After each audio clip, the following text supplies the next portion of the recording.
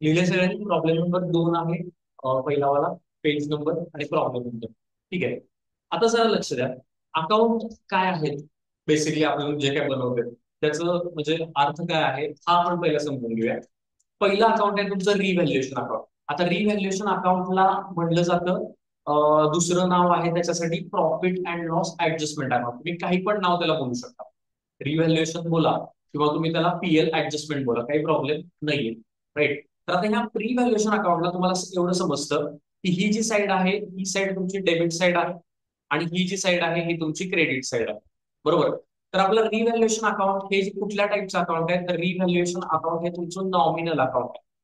Okay. हे तुमचं आहे नॉमिनल अकाउंट. आणि नॉमिनल अकाउंटचा रूल आपण 11वीत काय शिकलं, तर debit the expenses and losses, credit the gains and incomes. म्हणजे या अकाउंटच्या डेबिटला तुम्हाला सगळे रेकॉर्ड काय करायचे, खर्च किंवा लॉसेस. जर खर्च झाला, लॉस झाला, तर तो तुम्हाला डेबिटला रेकॉर्ड करायचा आहे. कुठलाही तुम्हाला इन्कम झाला, ठीक आहे, किंवा कुठलाही तुम्हाला गेन झाला, प्रॉफिट झाला, तर तो तुम्हाला रेकॉर्ड करायचा आहे क्रेडिट बाजूला. ही गोष्ट उपयोगाला पडणार आहे आपण ऍडजस्टमेंट सोडवणार आहे तेव्हा. प्रत्येक ऍडजस्टमेंट मध्ये विचार करायचा आहे हे यातनं काय होतं. खर्च होत असेल तर डेबिटला, इन्कम होत असेल तर कुठे जाणार आहे, ऑब्व्हियसली क्रेडिटला. ठीक आहे, क्लिअर आहे.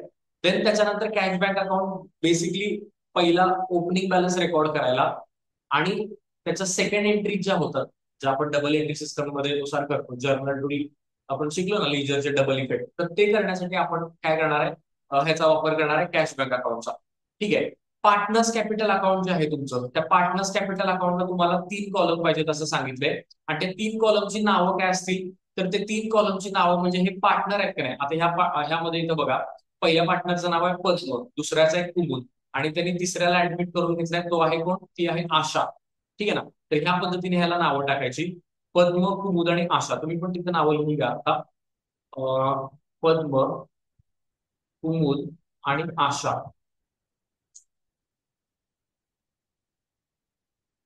आणि ते रिव्हॅल्युएशनला मी जे लिहिलंय, डेबिटला एक्सपेन्सेस, क्रेडिटला इन्कम, ते सुद्धा लिहा. एक्झाम मध्ये नाही लिहायचं, आपल्या अंडरस्टँडिंग साठी इम्पॉर्टंट आहे, सध्या लिहा. चलो, बॅलन्स शीट तुम्हाला समजते.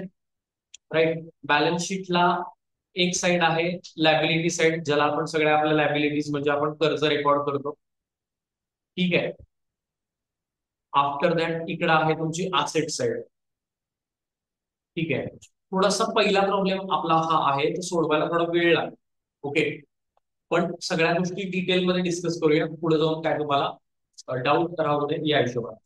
परत आपले 15 मिनिटात प्रॉब्लेम आपला क्लिअर होईल, तेवढा तुम्हाला स्पीड त्याचं मिळेल. राईट. चलो, ठीक आहे.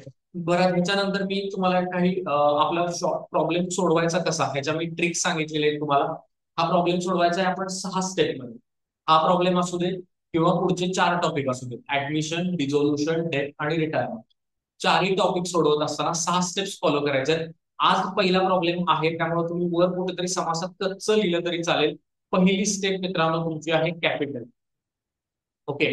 त्यानंतर दुसरी स्टेप आहे तुमची जनरल रिझर्व. त्यानंतर आहे रिझर्व सरप्लस किंवा पीएल अकाउंट. ठीक आहे. ह्या स्टेप्स मला पाठ पाहिजेत प्रत्येकाच्या. त्यानंतरची स्टेप आहे बँक बॅलन्स किंवा कॅश बॅलन्स.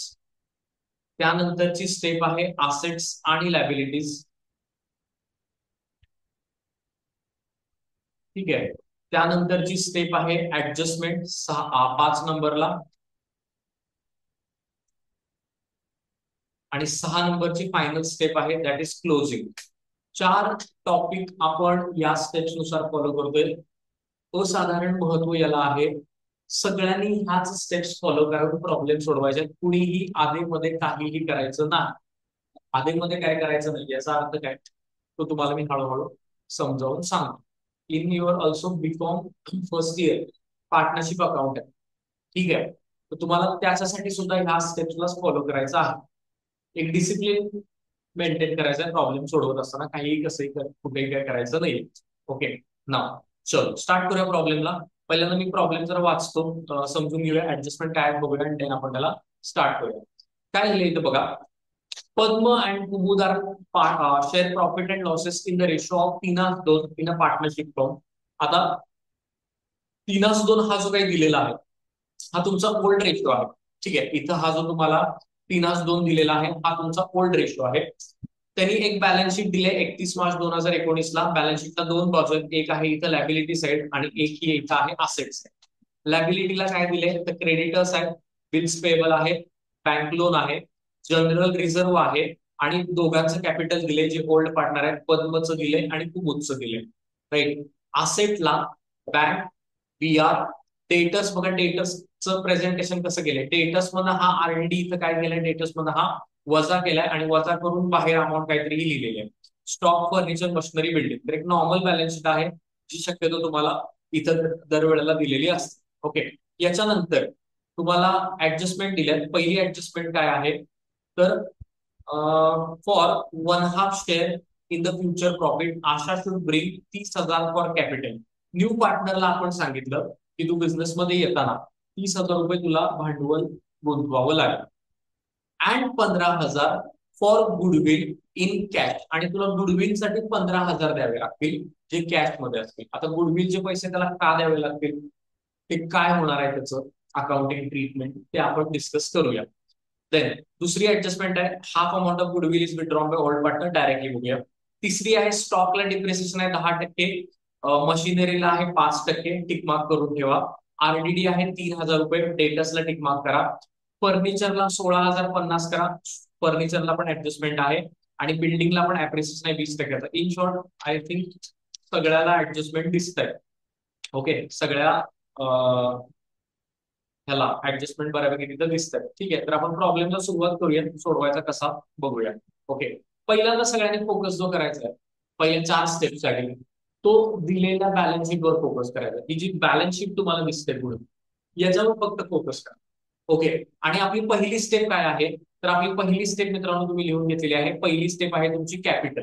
तर तुम्हाला कॅपिटल रेकॉर्ड करायचं आहे आणि कॅपिटल मित्रांनो रेकॉर्ड तुम्हाला करायचं आहे पार्टनर्स कॅपिटल अकाउंटच्या क्रेडिटला. माझ्यासोबत सगळ्यांनी लिहायचं आहे.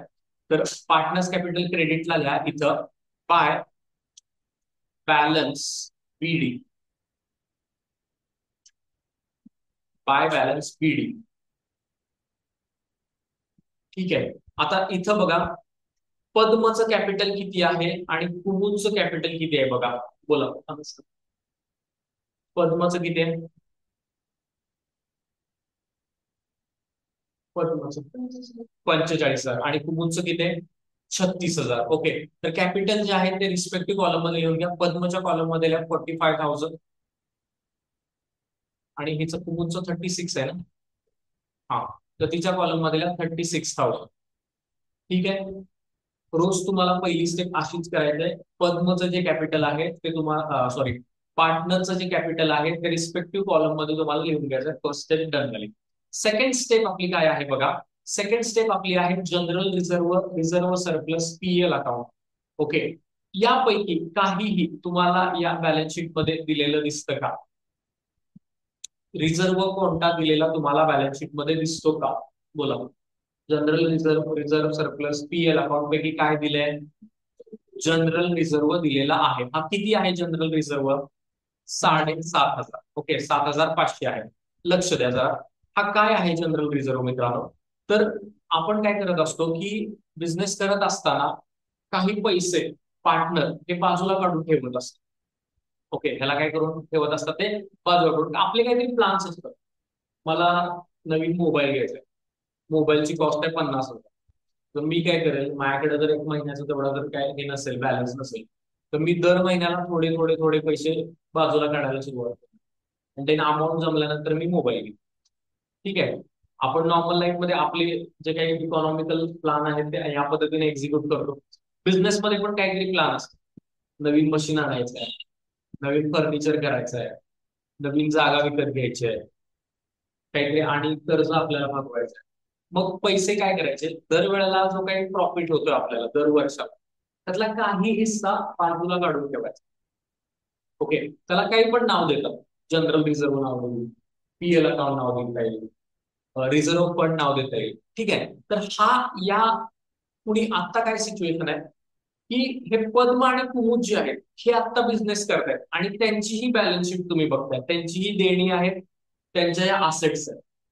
आणि त्या दोघांनी बिझनेस करताना हा रिझर्व जो आहे तो 7,500 साठवून ठेवलाय. आता आज नवीन इथे एंट्री कोण करायला लागले बिझनेसमध्ये? आशा. मग 7,500 आशाचा काहीही संबंध नाही. त्या दोघांनी बिझनेस आधी केलाय, पैसे साठवले. ते उद्या आशा आली म्हणून ते तिला वाटायचा काय संबंध येतो का? जनरली अकाउंटिंग मध्ये फार डीप डिस्कशन नाहीये. साधं कळतं ना, ज्याचे पैसे आहेत त्याला ते मिळणार. बरोबर. मग हे 7,500 आहेत हे कोणाला कोणाचे पैसे आहेत? तर ते आहेत पद्मचे आणि कुमुचे. मग हे लोक काय करतात की हे पैसे लगेच वाटून टाकतात. आजपासून फ्रेश चालू करायचंय. तर आधी सगळं जे काही आपण साठवले ते दोघांत वाटून घेऊया आणि मग तिसरा आल्यानंतर नवीन बॅलन्स शीट बनवूया असं ठरले. तर 7,500 काय करायचे? डिस्ट्रीब्यूट करायचे. मग ह्यांचा रेशो किती दिलाय मग इथं तुम्हाला? वर तुम्हाला इथं ओल्ड रेशो दिलाय. ओल्ड रेशो किती दिलाय? हा इथं दिलेला. हा किती आहे? 3:2 आहे. मग हे 7,500 हे 3:2 मध्ये वाटणार आहे. ओके. हे 7,500 जे आहेत ते 3:2 मध्ये डिस्ट्रीब्यूट करायचे. लेट्स से आपण इथं काहीतरी हे केलं. लेट्स से हे बघा, हे 7,500 गुणिले 3 भागिले 5 करायचंय. आणि दुसरं कॅल्क्युलेशन तुम्हाला असं करायचं आहे की 7,500 गुणिले गुणिले 2 भागिले 5 करायचं आहे. ओके. एकदा गुणिले 3/5, एकदा गुणिले 2/5. 5 न भाग घालवा. 5 1 5, 5 आणि 2 7, 5 5 25, डबल 0 हे 15 आले. 15 त्रिक पहिल्याच्या वाट्याला किती येणार? 45. ओके. आणि इथं पण भाग घालवला, इथं पण 15 येणार. 15 दुनी दुसऱ्याच्या वाट्याला किती येणार? 30. म्हणजे पहिल्याचं उत्तर आलंय किती? 4,500. दुसऱ्याचं उत्तर किती आलंय? 3,000. ओके. तर असा रिझर्व रोज रोज इथनं पुढे चारही टॉपिक मध्ये डिस्ट्रीब्यूट करायचा आहे. कुणाला? ओल्ड पार्टनर, बिकॉज ओल्ड लोकांचा. राईट. ठीक आहे. तर मी आज कन्सेप्ट पण तुम्हाला सांगितले आणि कॅल्क्युलेशन पण आपण इथं केलेलं आहे. ओके. नाव याला इथं लिहायचं पार्टनर्स कॅपिटलच्या क्रेडिटला हे आहे माझ्यासोबत. By general reserve account. पहिल्याचा आला होता 4,500, दुसऱ्याचा आला होता 3,000. पहिले 4-5 प्रॉब्लेम मी कॅल्क्युलेशन दाखवतोय करून तुम्हाला, नंतर हे तुम्ही करायचं आहे. ठीक आहे. कुणीही नुसतं बघून लिहायची सवय लावून घेऊ नका. परीक्षेमध्ये परत त्रास होणार. पोरांचे मार्क कुठे जातात? तर कॅल्क्युलेशन मध्ये जातात आणि एमसीक्यू मध्ये जातात. बाकी ते सगळे व्यवस्थित करतात, कारण सवय नसते. अचानक कसं होणार कॅल्क्युलेशन? सो गाईज आपण दुसरी स्टेप आहे ती कव्हर केलेली इथं आहे. रिझर्व जो आहे तो कम्प्लीट केला. कधी कधी प्रॉब्लेम मध्ये मल्टिपल रिझर्व असतात. 2 रिझर्व आहेत, दोन्ही वाटून टाक. 3 असेल तिन्ही वाटायचे, एक असेल वाटून टाकायचे. कधी कधी नसतात रिझर्व, काय करायचं? सोडून द्यायचं, स्किप करायचं. क्लिअर आहे? रिझर्व हा ह्याला अनडिस्ट्रीब्युटेड प्रॉफिट म्हणतात. अनडिस्ट्रीब्युटेड प्रॉफिट अकाउंटिंग मध्ये एमसीक्यू मध्ये येणार आहे. अनडिस्ट्रीब्युटेड प्रॉफिट आहे हा, जो लोकांचा ज्यांचा आहे त्यांना तो वाटला जातो. चलिए. त्यानंतर आहे कॅश किंवा बँक बॅलन्स. माझी तिसरी स्टेप. कॅश किंवा बँक बॅलन्स दिलेला आहे का बॅलन्स शीट मध्ये मित्रांनो? बघा, कॅश किंवा बँक दिलाय का बॅलन्स? एकदम बँक बॅलन्स दिलाय. किती रुपये आहे? 22,500. जो दिलेला बॅलन्स आहे तो लिहायचा आहे बँक अकाउंटच्या डेबिटला. टू बॅलन्स बीडी 22,500 डेबिटला.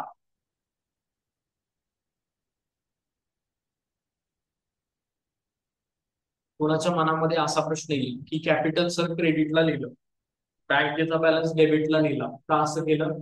तर असेट्स आणि एक्सपेन्सेसचा बॅलन्स हा डेबिट असतो, राईट. आणि लॅबिलिटीज आणि इन्कमचा बॅलन्स हा क्रेडिट बॅलन्स असतो. फायनल अकाउंट मधनं आलाय. ट्रायल बॅलन्स मध्ये डेबिटला काय यायचं? एक्सपेन्सेस आणि असेट्स यायच्या, बरोबर का? आणि क्रेडिटला काय यायचं? इन्कम आणि लॅबिलिटीज यायची. तर डेबिटला लिहिला कारण तो असेट आहे. क्रेडिटला लॅबिलिटी, क्रेडिटला मी कॅपिटल लिहिलं का तर लॅबिलिटी आहे. समजते? ओके. असे क्वेश्चन आले पाहिजेत मला, जे आपल्याला क्लॅरिटी तेवढी जास्त. चल, नेक्स्ट 3 स्टेप क्लिअर झाल्या. चौथी स्टेप आहे माझी असेट्स आणि लॅबिलिटी. सिंपल तुम्हाला इथल्या ज्या असेट्स आहेत त्या कॅरी फॉरवर्ड करायच्या नव्या बॅलन्स शीटला.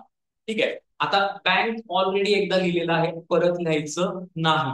दुसरी असेट कोणती आहे? बीआर. बीआर ला काही ऍडजस्टमेंट नाहीये, बरोबर. तर आउटरला लिहा 11,400. बीआर 11,400 बॅलन्स शीटला लिहा. असेटला लिहा, आउटरला लिहा.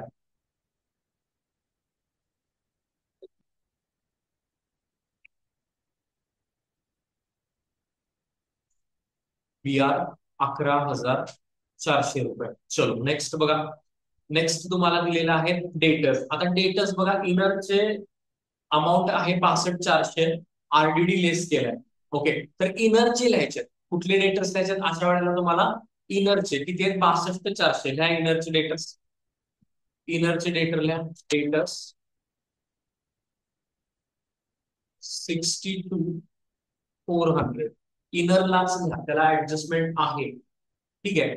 आता ह्याच्यानंतर जो वजा केलेला आरडीडी आहे 2,400चा, त्याला रिव्हॅल्युएशनच्या क्रेडिटला लिहायचं. ठीक आहे. हा जो वजा केलेला आरडीडी 2,400, हा रिव्हॅल्युएशनच्या क्रेडिटला लिहा इथं. बाय ओल्ड आरडीडी आउटरला 2,400.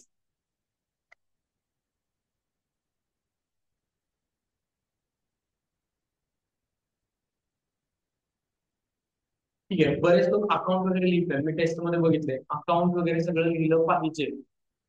ठीक आहे. तर हा ओल्ड आरडीडी असा लिहायचा आहे. ओके. रिव्हॅल्युएशनच्या क्रेडिटला हे आपण फॉलो पूर्ण केले फायनल अकाउंट मध्ये.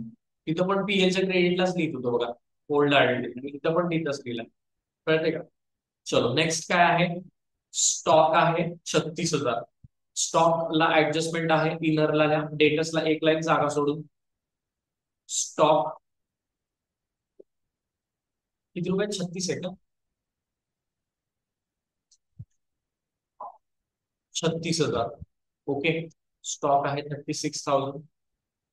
चलो नेक्स्ट काय आहे? फर्निचर. फर्निचर किती आहे तुमचं? 14,100. ओके, ते पण लिहा. फर्निचर 14,100.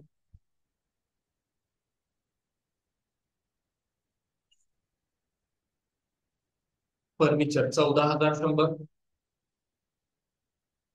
क्लिअर असेल. पुढे जाऊया. त्याच्यानंतर आहे मशिनरी 15,000. ओके, तर इथं लिहा मशिनरी 15,000.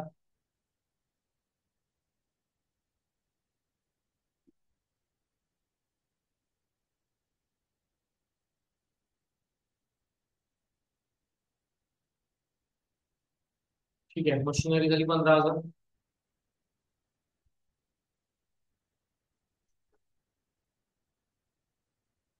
चला नेक्स्ट काय आहे का बघा. नेक्स्ट काय आहे? बिल्डिंग. बिल्डिंग आहे 45,000. ओके. मशीनला पण ऍडजस्टमेंट आहे ना? ठीक आहे, त्याच्या खाली लिहा बिल्डिंग किती आहे? 45,000. 45,000. क्लिअर आहे. ज्याला ऍडजस्टमेंट आहे ते इनरला, ज्याला ऍडजस्टमेंट नाही ते डायरेक्टली आउटरला. बेसिक गोष्ट आहे फायनल अकाउंट मध्ये ती फॉलो करायची. असेट झाला. लॅबिलिटी बघा. लॅबिलिटीला काय काय दिले बघा. लॅबिलिटीला क्रेडिटर्स आहेत 37,500. आउटरला लिहा. वर्ण 4 ओळी जागा सोडा. वर्ण 4 ओळी जागा सोडून क्रेडिटर्स 37,500.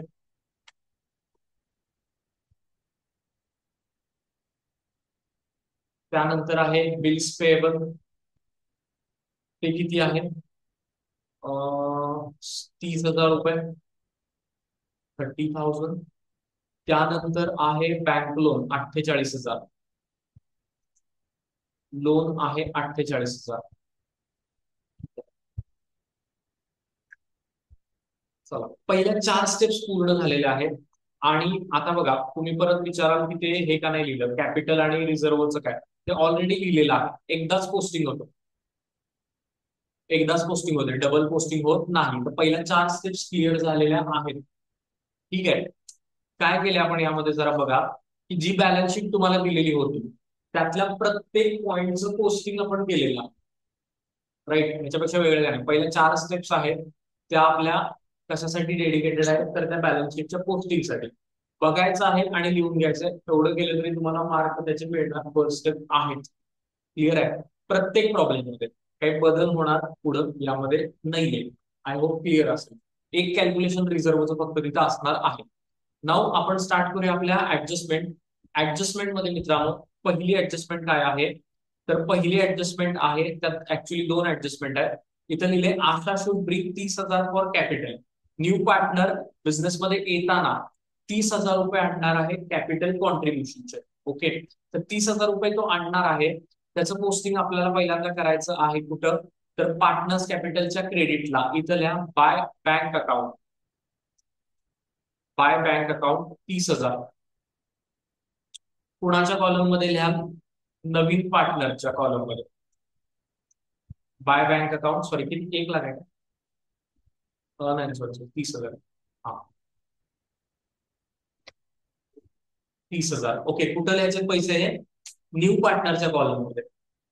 याचा डबल इफेक्ट कुठं होणार आहे, याचा डबल इफेक्ट कुठल्या अकाउंट, लीजर शिकला 11वी मध्ये ते, त्याचा डबल इफेक्ट कुठल्या अकाउंटला होणार आहे, बँक अकाउंटला. इथं क्रेडिटला म्हणल्यावर तिकडं कुठल्या अकाउंट मध्ये पैसे जायला लागेल, पार्टनर कॅपिटल. पण कोण पार्टनर, तर ह्याला लिहायचं टू आशा कॅपिटल अकाउंट 30,000. हे बघा मी कसं लिहितोय, टू ए कॅपिटल अकाउंट असं लिहिलं तरी बस आहे. To a capital account 30,000. To a capital account 30,000. Right, clear आहे.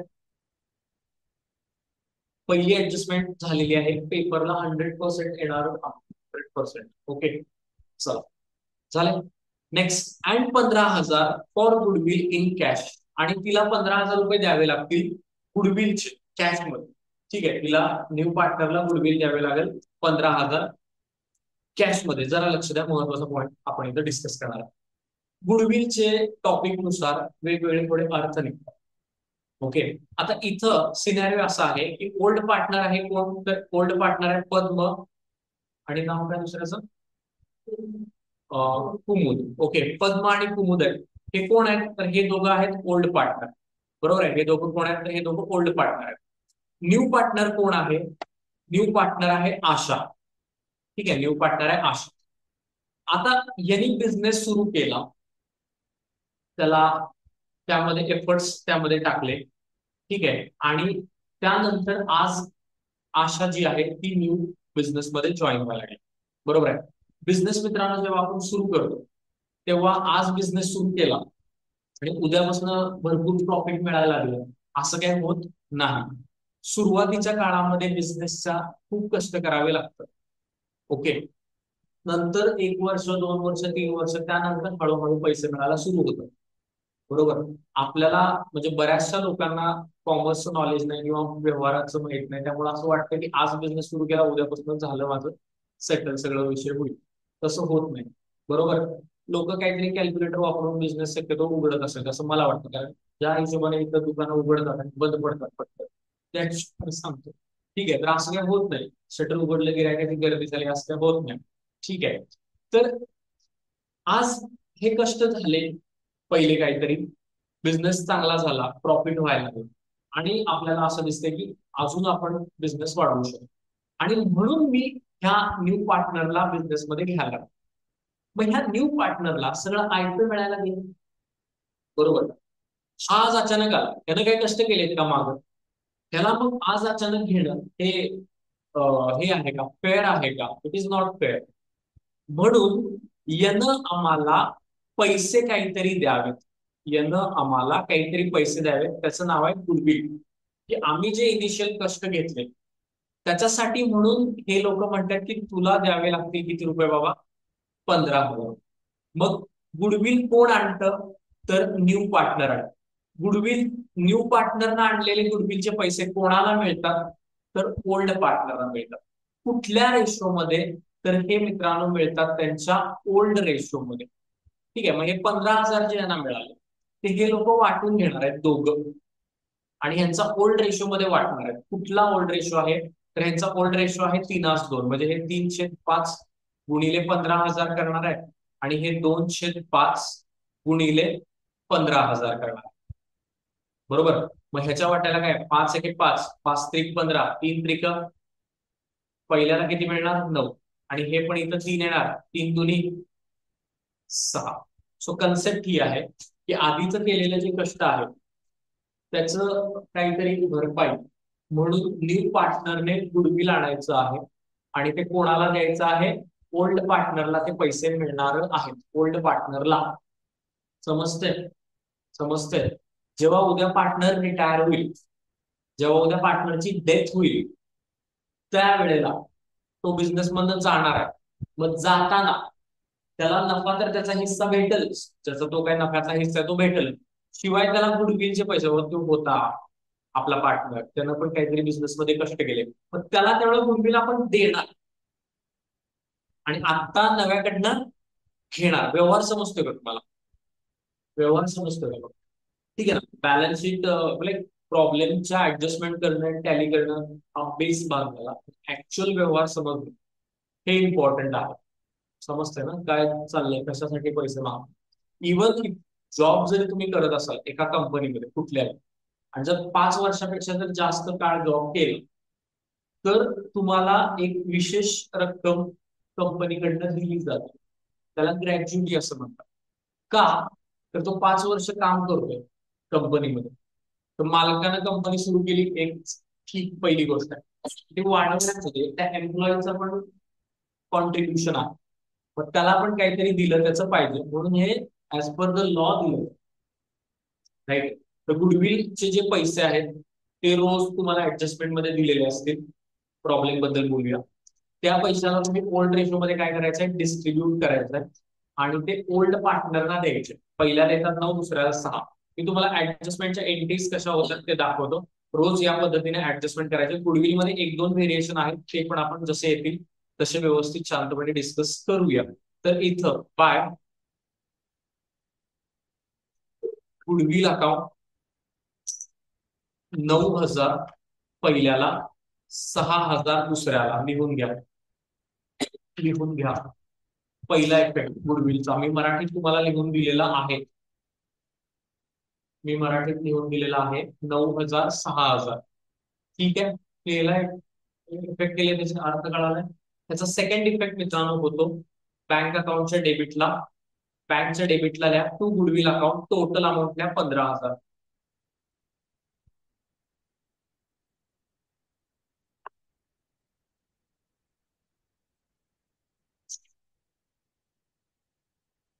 ठीक आहे. जाऊया पुढं. क्लिअर आहे तोपर्यंत आपल्याला गुडविलची ऍडजस्टमेंट आणि न्यू पार्टी ऍडजस्टमेंट ह्या दोन ऍडजस्टमेंट शिकण्यासारख्या आहेत, या टॉपिक मध्ये महत्वाच्या आहेत. चलो, आता हे पैसे ह्यांना कागदोपत्री आता मिळाले, एकाला 9 दुसऱ्याला 6. आता हे लोक काय बोलतात की half amount of goodwill, second adjustment, half amount of goodwill is withdrawn by old partners. हल्लेले जे काही ह्यांना पैसे मिळाले त्यापैकी अर्धे पैसे जे आहेत ते ह्या लोकांनी काढून टाकले. म्हणतात की लगेच आम्ही ते रोख विथड्रॉ करणार आहे. म्हणजे तुला सॅलरी मिळाली, तुझ्या बँकेच्या खात्यात पैसे, मग तू म्हणतो नाही त्यातले मला थोडेफार आता कॅश पाहिजे, बँकेतनं मी पैसे काढणार आहे. असंच काहीच झालं की त्यांना अकाउंटला पैसे मिळाले आणि ते पैसे काढायला लागले. किती काढायला लागले? हाफ. किती काढायला लागले बघा, हाफ. हाफ असतील, फुल असतील, 60% असतील, जेवढे असतील तेवढे कॅल्क्युलेट करावे लागतील. तर ही ऍडजस्टमेंट कशी करायची? तर आता जे दोन इफेक्ट केले तुम्ही बेस ऍडजस्टमेंटचे, त्याच्या उलटे इफेक्ट करायचे. उलटे म्हणजे इथं पहिल्या इथं केला ना क्रेडिटला, तर आता इथं करायचं. इथं ह्याला टू बँक अकाउंट द्यायचं, गुडविल लिहायचं नाहीये. To bank account. आणि अर्धे 9,000च्या अर्धे किती येतात पहिल्याला? बरोबर आहे. 6च्या अर्धे किती येतात? नॅरेशन लिहा. Be goodwill is withdrawn. Be goodwill is withdrawn. याचा सेकंड इफेक्ट कुठं होणार आहे? इथं नाव कुठल्या अकाउंटचं लिहिलंय? इथं डेबिटला आहे, मग तिथं कुठं? बरोबर, बँकच्या क्रेडिटला लिहा. कुणाच्या अकाउंट मध्ये पैसे येतात? By P capital account 9,000.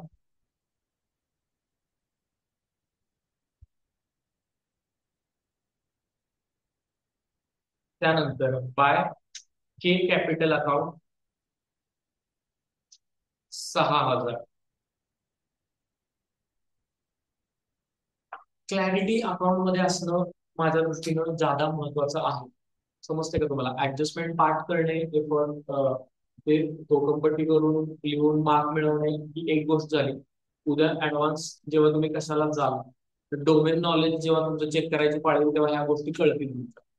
समजते? उद्या तुम्ही सीए करायला जाल, एमबीए करायला जाल, एमकॉम ला जाल, बेस गोष्टी ह्या कळाल्या पाहिजेत, व्यवहार बेसिकली होतोय कसं.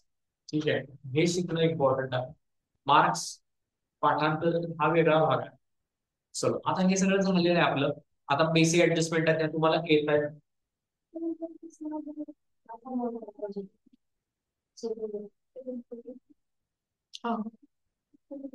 सॉरी सॉरी सॉरी, माझी मिस्टेक, सॉरी सॉरी सॉरी. नाही, इथं किती काढलेत पैसे तरी? 4.5, हा, माय मिस्टेक. 4.5 आणि 3, बरोबर ना? हा, तुझं बरोबर आहे. ठीक आहे, चलो क्लिअर आहे. नाव पुढच्या ऍडजस्टमेंट येतात तुम्हाला बघा. स्टॉक डिप्रिसिएट करा 10%. ओके, स्टॉकच्या खाली म्हणा लेस डिप्रिसिएशन 10%. 36,000च्या 10% काढा. बरोबर आहे. वजा करा त्याला. 36 मधनं 3 गेले 33, 33 मधनं 7 गेले 32,400. लक्ष द्या. पहिला इफेक्ट बरोबर आहे, हा असाच करायचा आहे जसा मागं करत होता. सेकंड इफेक्ट, डिप्रिसिएशन खर्च आहे. असेटची किंमत माझ्या कमी व्हायला लागल्या. 36ची किती व्हायला लागली आता? 32 व्हायला लागली. म्हणजे खर्च आहे माझा. असेटची, माझ्या प्रॉपर्टीची व्हॅल्यू कमी व्हायला तर माझ्यासाठी लॉस आहे, खर्च आहे. आणि मी पहिल्यांदाच सांगितलं, खर्च झाला तर कुठे लिहायचा? रिव्हॅल्युएशन डेबिटला. इथं असेटचं नाव लिहायचं, डिप्रिसिएशन लिहायचं नाही. त्याला असं लिहायचंय, टू स्टॉक अकाउंट 3,600. याला टू डिप्रिसिएशन अकाउंट असं लिहायचं नाहीये. तिथं असेट किंवा लायबिलिटीचं नाव लिहायचं आहे. पुढे जाऊया. Then machinery by 5%. मशिनरीला 5% डिप्रिसिएट करा. किती रुपयाचं आहे मशीन तुमचं? 15,000च्या 10% 1,500. मग त्याच्या निम्मे, बरोबर आहे मित्र, 750. मग वजाबाकी येणार किती आहे बघा. बरोबर आहे, 14,250.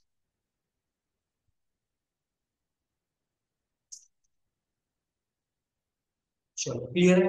ना परत एकदा डिप्रिसिएशन आहे, मशीनची व्हॅल्यू कमी होते, नुकसान आहे, लॉस आहे, खर्च आहे. तर ह्याला रिव्हॅल्युएशनच्या डेबिटला 750 रुपये to machinery account.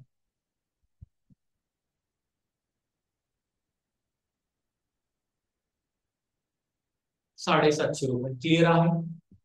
Yes, okay. चलो देन पुढे जाऊया.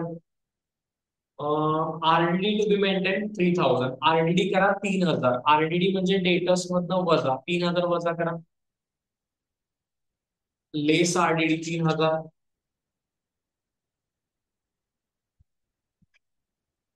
65 मधनं 3 गेले 59,400. 59,400. 59,400 क्लिअर आहे. सेकंड, आरडीडी मध्ये सुद्धा असेटची व्हॅल्यू कमी होते बघा. 62,400 किती व्हॅल्यू? 59,400 व्हॅल्यू. असेटची व्हॅल्यू कमी होते म्हणजे खर्च. खर्च म्हणल्यावर रिव्हॅल्युएशनच्या डेबिटला. तर इथं 3,000, इथं 3,000. त्याला टू आरडीडी असं लिहायचं, डेटस नाही लिहायचं बघ काही पण. टू आरडीडी अकाउंट 3,000 क्लिअर आहे. चला पुढं. Furniture should be appreciated to 16,050. म्हणजे फर्निचरला 16,050 करा असं ते बोलतात. फर्निचरच्या बाहेर आउटरला घ्या 16,050. फर्निचरच्या बाहेर आउटरला घ्या 16,050. आता जरा विचार करा, आत आहेत 14,000 शब्द, बाहेर आहेत 16,050. किती ऍड केले पाहिजेत म्हणजे 16,050 होतील? बरोबर आहे, 15 आणि 1,16, 1,950 ऍड केले पाहिजे. मग हे बघा, इथं काही ऍड केलं ना तर त्याला बोलतो आपण ऍप्रिसिएशन. डिप्रिसिएशनच्या उलटा शब्द काय आहे? उलटार्थी ऍप्रिसिएशन. कितीचं? 1,950. ओके, आता ह्याकडे जरा बघा. 1,400चं फर्निचर होतं, ते 16चं व्हायला लागले. मग फर्निचरची किंमत वाढते, आपल्या प्रॉपर्टीची किंमत, असेटची किंमत वाढते. मग फायदा आहे का तोटा आहे? फायदा कुठे रेकॉर्ड करायचा? रिव्हॅल्युएशनच्या क्रेडिटला, बरोबर. तर by furniture 1,950. By furniture account 1,950.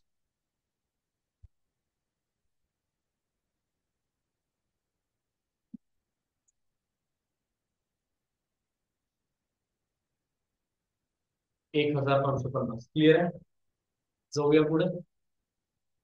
परत फर्निचर झालं. Building to be appreciate by 20%. बिल्डिंगला 20% अप्रिशिएट करा.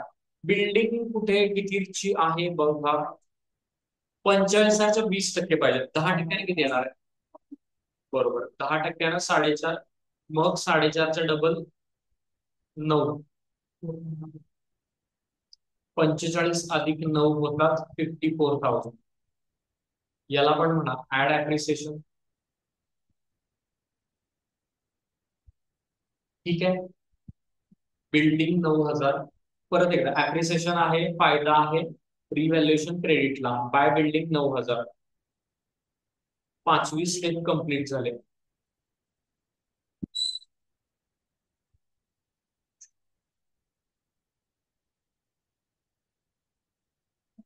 क्लिअर आहे. ऍडजस्टमेंट सगळ्या कळाल्या सगळ्यांना. विशेषतः गुडविल कडे लक्ष द्या. पुन्हा एकदा व्हिडिओ वगैरे आहे अवेलेबल तुमच्याकडे, जाऊन तुम्ही बघू शकताय. ठीक आहे, क्लोजिंग करूया. ओके. पहिल्यांदा मित्रांनो क्लोज काय करायचं तर रिव्हॅल्युएशन अकाउंट. ओके, फर्स्ट काय क्लोज करायचं आहे रिव्हॅल्युएशन अकाउंट. ओके. डेबिट मोठी दिसते का क्रेडिट मोठी दिसते? क्रेडिट मोठी आहे, बरोबर. क्रेडिटला पैसे असतात. 9 आणि 1 10 आणि 2 12. ते 12,000 झाले. 9 आणि 4 13. म्हणजे 12 आणि 1 13,350 येतात का? बरोबर. ह्या दोन्ही बाजूला 13,350. इकडे पण लिहा 13,350. ठीक आहे. आता इकडं वजा करायचे आहेत बघा. 3 आणि 3 6. हे 6,000 आणि हे 6 12 आणि 1350. 6,000. 7,350 वजा करायचे आहेत. डेबिटची टोटल किती येते मी इथं कच्ची लिहितो. 7,350 येतात बघा. ओके. मग हे किती झाले? 000. ओके.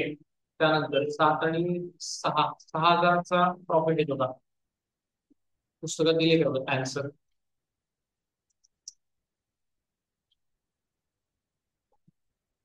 बरोबर आहे, बरोबर आहे. 6,000 रुपये प्रॉफिट येतो. आता हा प्रॉफिट कोणाचा आहे? तर हा प्रॉफिट सुद्धा ओल्ड पार्टनर्स आहे. नव्याचा यात काही संबंध नाही. तर ह्या प्रॉफिटला एक लाईन मला इथे कमी पडले.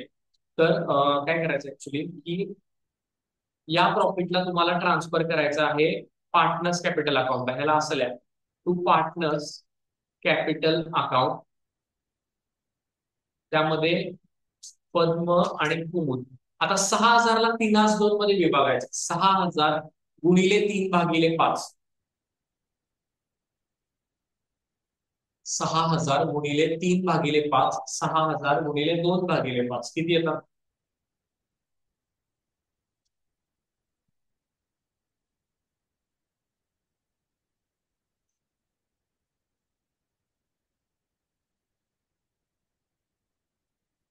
किती येतात?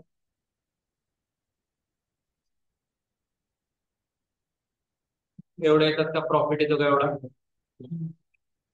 3600 2400. कॅल्क्युलेशन तुम्ही स्वतः करा. कच्चा कागद सोबत ठेवा. झाले. जाऊया पुढं. हे क्लोज झाले, कळाले सगळ्यांना. ह्याच डबल एंट्री कुठं होणार आहे? पार्टनर कॅपिटलच्या क्रेडिटला. बरोबर आहे. पार्टनर्स कॅपिटलच्या क्रेडिटला पैसे जाणार आहेत हे. ठीक आहे. तर हे इथं क्रेडिटला लिहा. बाय कुठल्या अकाउंट मध्ये पैसे येतात? Revaluation account. पहिल्याच्या कॉलम मध्ये पद्मचे किती आहेत? 3,600. आणि दुसऱ्याच्या कॉलम मध्ये किती आहेत? 2,400. एक सेकंड. ठीक आहे, बरोबर आहे. आता आपल्याला सेकंड अकाउंट क्लोज करायचं आहे. ते करायचं आहे ह्याचं पार्टनर्स कॅपिटल अकाउंट. ओके. तर पार्टनर्स कॅपिटल अकाउंट बघा.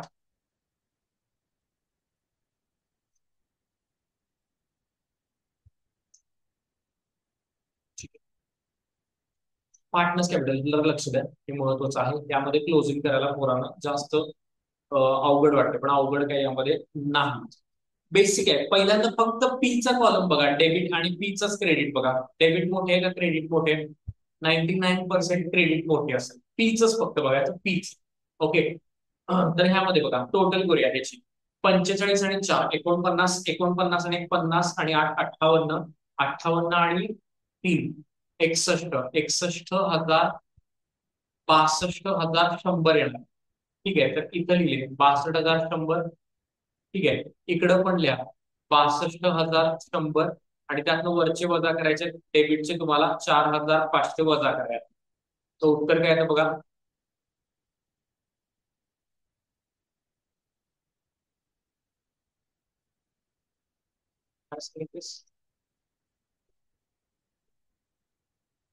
चार पाचशे वजा करायचे ना फक्त. पीच बघायचं. 57,600 येतात का बघा. मी व्यवस्थित लिहितो एकदा याला. 57,600 येतात का बघा.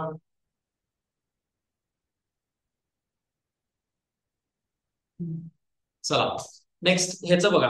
केचं बघा, केची पण क्रेडिट मोठी आहे. 36 आणि 3 39, 39 आणि 6 45, 45 आणि 2 47, हे वरचे 400. तर हे किती झाले, 47,400. तेच इकडे लिहूया, 47,400. त्यातनं हे वजा करायचे आणि वरचे 3,000.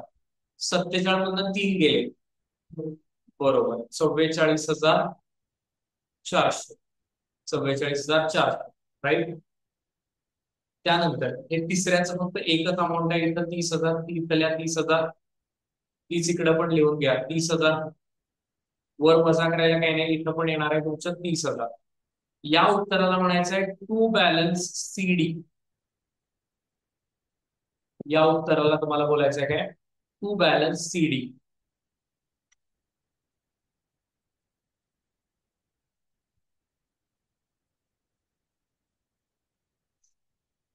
हे उत्तर आहे आणि हे कॅपिटल आहे. हे तुमचं काय आहे, सुधारित कॅपिटल आफ्टर द ऍडमिशन.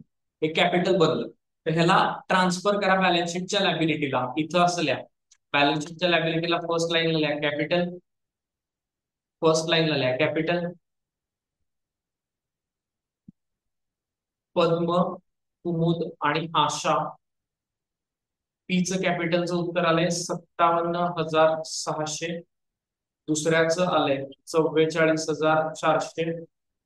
हे आलेलं आहे 30,000. टोटल करायची, तिघांच्या कॅपिटलची टोटल करा, आउटरला लिहा.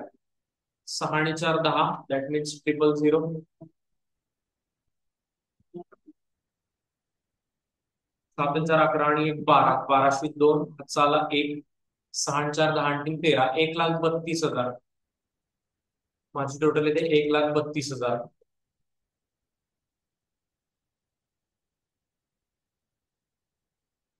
क्लिअर आहे, झालंय. लास्ट अकाउंट क्लोज करायचं आहे, बँक अकाउंट. ठीक आहे, बँक अकाउंटला बघा, मॅक्सिमम मोस्टली डेबिटच मोठी असते. डेबिटची टोटल करा, 30 आणि 15 45, 45 55 65 67 500. इकडं पण 67 500, त्यातनं वरचे 4 आणि 3 7 500 गेले, म्हणजे उत्तर येणार आहे तुमचं 60,000. याला म्हणा बाय बॅलन्स सीडी. हे इथलं उत्तर आहे, हे बँक अकाउंटचं उत्तर आहे, बाय बॅलन्स सीडी 60,000. 60,000 क्लिअर आहे.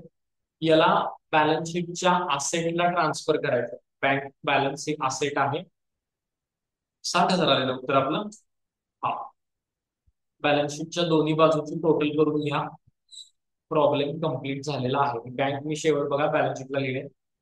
ठीक आहे, सगळा प्रॉब्लेम आपला इथं पूर्ण झालेला आहे. आय होप क्लिअर असेल. कोणाला काही डाऊट असेल आता याच्यावर तर बोला, आपण डिस्कशन करूया.